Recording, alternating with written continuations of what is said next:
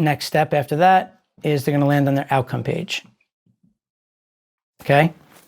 And on the outcome page here, okay, on your outcome page, what's happening is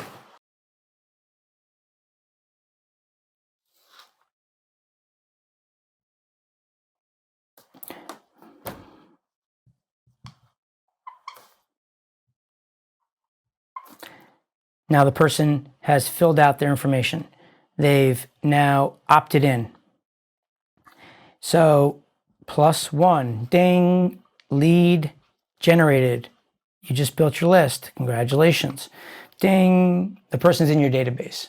You have this person in your database. Awesome. So a few things. Number one, you have an option with outcomes. Your options for the outcome are as follows. You can set up your outcome inside My System, or at this point in time, when they click submit, you could take them to an external third link, whatever your sales page is, and send them somewhere else from this point on. That's up to you. That depends on what you want to do with your business. But the ability for you to have an outcome page on my side is there. And it's a question of if you want to use it or not. If you're someone who already has everything set up, you have a business flowing, and you normally will drop somebody into a sales page, great. Then just to alleviate any extra work, send them over there if you want. No worries. I don't care. But you want it to be relatable to what they just did. Okay? So on the outcome, your headline is still here. You're going to take this same headline and you're going to have it onto the outcome page. Each lead opt-in page there'll be a rule on where they're going to go. You could send them to 4 different outcomes, right? L1 to O1, L2 to O2, L3 to O3, or you can send L1 to O1 and then the other 3 to O2 if you wanted, right? That's up to you. Totally up to you. Your guys' choice. It's got to be relevant, okay? The idea here is that you're trying to design a solution very specific for each of the target markets that you've just created, okay? You've laid the framework. You now like put the dirt down and you have a foundation and you have this thing where you're going to get somebody through the process. They now answer all these questions, and now you want to be able to now just do what you just did all this work for. You want to be relatable, okay? So on here, you're going to still have this same headline where you're going to be outlining it with what is the desire, the segment specific desire, whatever that is that specific target market wants. And you're then going to get into whatever the segment specific challenge or objection is in the headline. Same exact thing. How to segment specific desire without segment specific objection, challenge, what have you. Okay. So you're going to have that as your number 1. Okay. Number 2 is you're going to immediately communicate with them about what just happened over here and anything that you promised them. You want to get that out of the way. You don't want them like worrying or leaving or doing anything. You do not give, if you're giving away an ethical bribe, you never, ever give it away over here in the outcome. You do not. You want the person to stay here in the outcome, right? You want them to get here and you want them to stay here, because here's the part where you're going to try to transition them from a lead into taking some sort of action. All right. So what you do is you acknowledge so you're going to communicate about the receivables that they're expecting. So if you're emailing them a report or sending them some PDF or a checklist, explain to them, hey, your report's on its way. It'll be in your inbox in the next hour, right? And the reason why you're doing it with time is because you want them to not freak out and leave and go look in their mailbox. You're telling them it's not going to be there for another hour.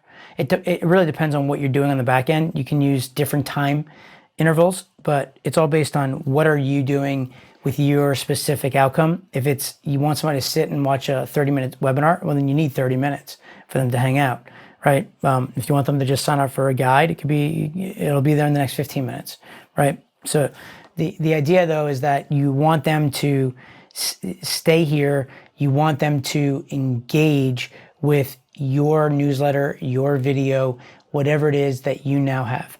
And the goal here is you want to be, all right, so 1, 2, 3, you want to relate to them and show them you understand where they are.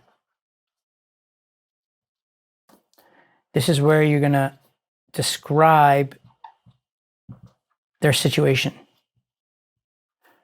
And you're going to describe their situation based on what you learned all through here, up in your survey.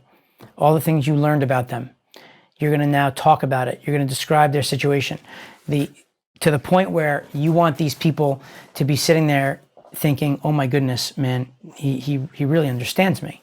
Like, wow, he really gets it.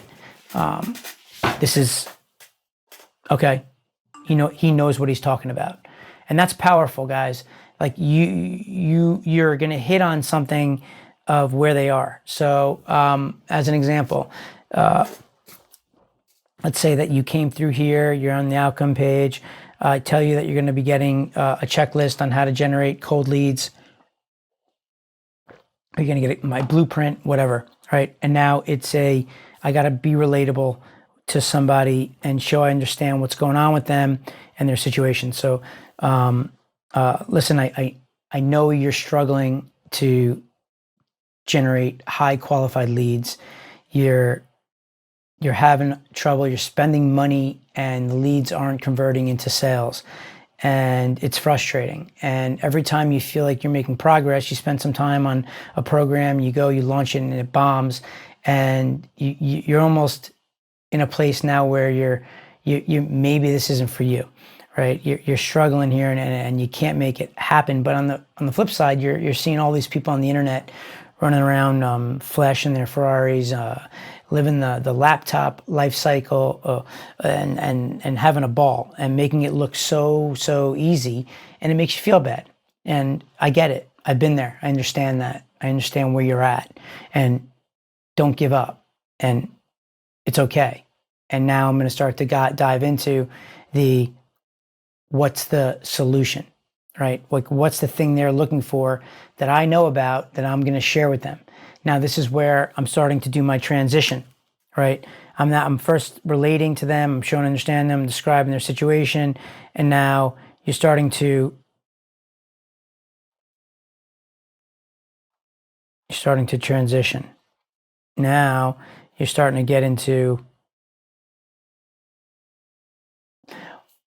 what is the one thing for their situation. So now you're going to talk about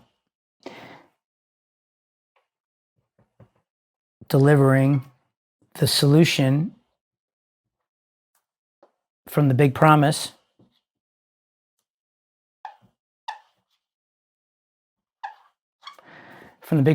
earlier on over here. You're going to now start to deliver this to them. You're going to start to explain to them the situation of whatever it is that your solution is. Okay? Can you guys see that? It's a different color. But delivering, so you're going to explain it.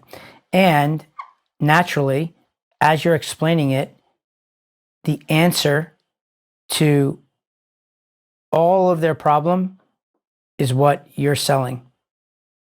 Your product and service. All right? And now this is where you start to get into what you do. And the idea here is that you want to keep it relatable. So you start designing it. So let's say if you're going to start to, use your FAQs, right, for the logical people, Well, in that case, you're going to order based on segment.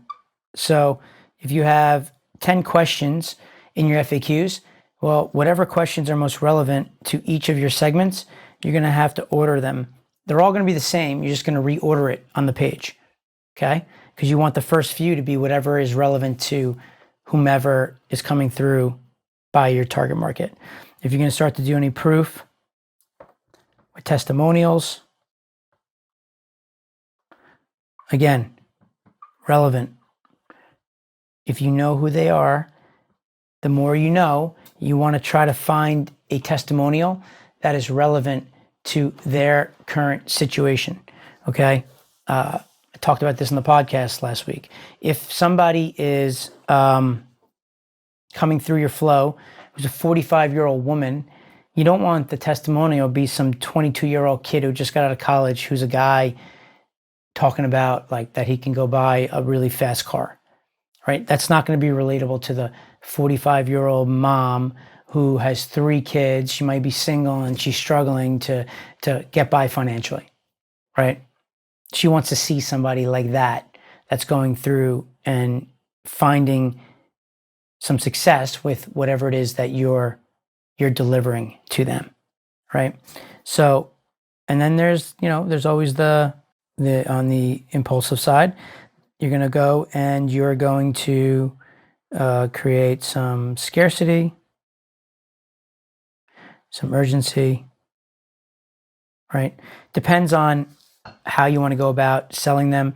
If somebody that is a risk-averse buyer, are you giving any money-back guarantee?